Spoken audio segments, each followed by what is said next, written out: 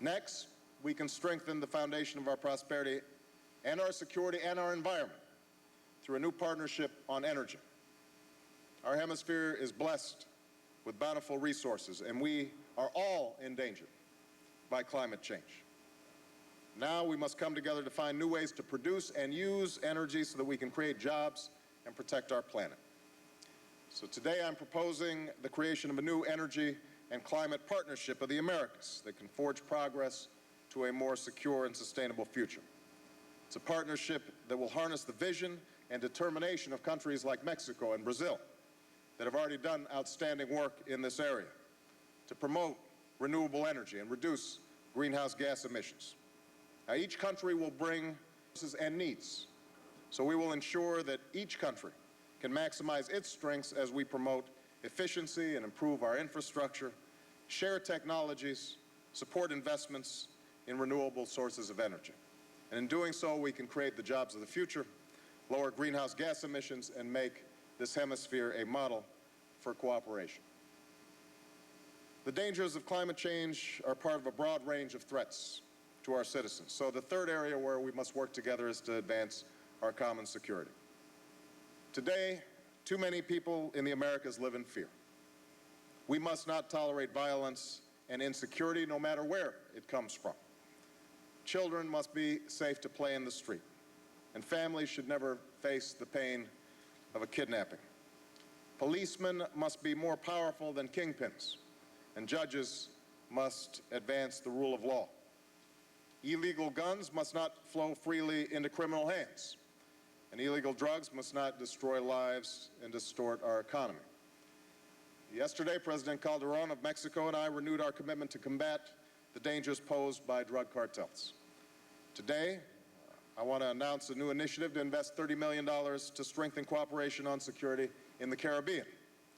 And I have directed key members of my cabinet to build and sustain relations with their counterparts in the hemisphere, to constantly adjust our tactics, to build upon best practices and develop new modes of cooperation, because the United States is a friend of every nation and person who seeks a future of security and dignity. And let me add that I recognize that the problem will not simply be solved by law enforcement if we're not also dealing with our responsibilities in the United States. And that's why we will take aggressive action to reduce our demand for drugs and to stop the flow of guns and bulk cash south across our borders.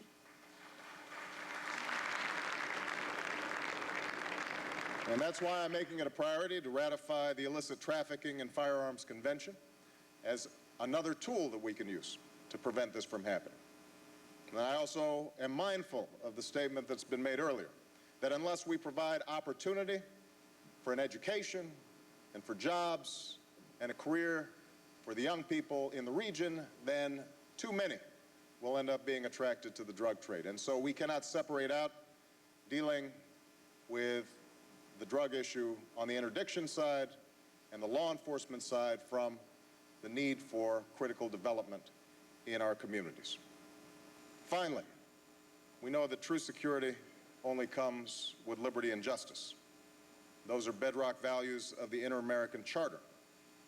Generations of our people have worked and fought and sacrificed for them, and it is our responsibility to advance them in our time. So together, we have to stand up against any force that separates any of our people from that story of liberty, whether it's crushing poverty or corrosive corruption, social exclusion, or persistent racism or discrimination. Here in this room and on this dais, we see the diversity of the Americas. Every one of our nations has a right to follow its own path. But we all have a responsibility to see that the people of the Americans have the ability to pursue their own dreams in democratic societies. There's been several remarks directed at the issue of the relationship between the United States and Cuba. So let me address this.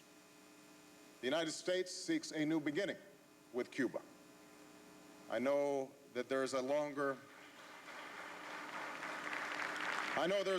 journey that must be traveled to overcome decades of mistrust. But there are critical steps we can take toward a new day.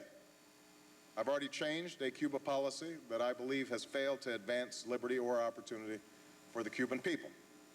We will now allow Cuban Americans to visit the islands whenever they choose and provide resources to their families, the same way that so many people in my country send money back to their families in your countries to pay for everyday needs.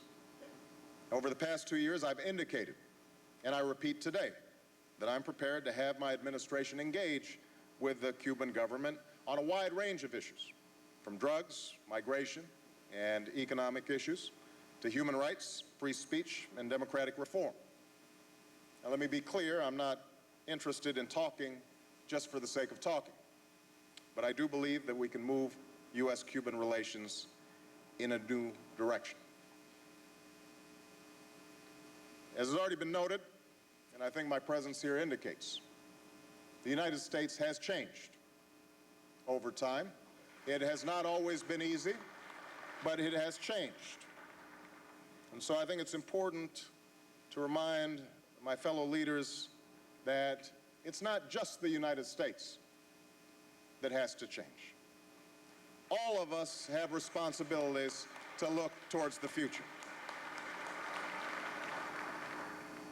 I think it's important to recognize, given historic suspicions, that the United States policy should not be interference in other countries, but that also means that we can't blame the United States for every problem that arises in the hemisphere. That's part of the bargain. That's part of the change that has to take place. That's the old way. And we need a new way.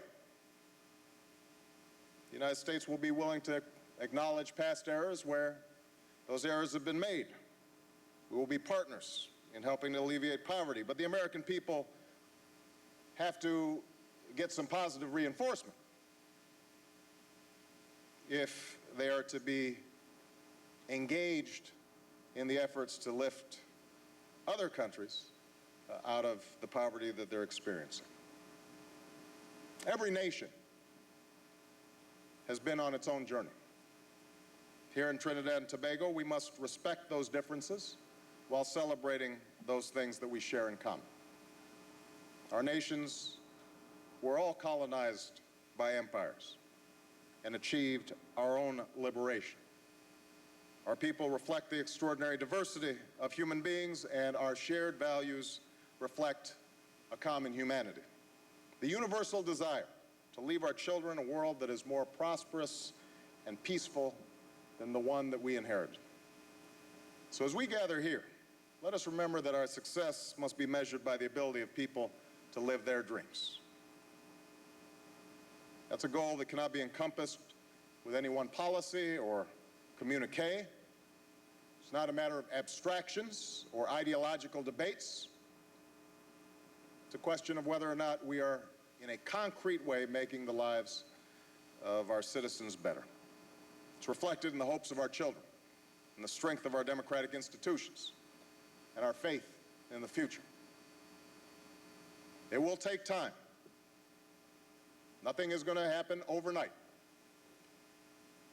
But I pledge to you that the United States will be there as a friend and a partner, because our futures are inextricably bound to the future of the people of the entire hemisphere.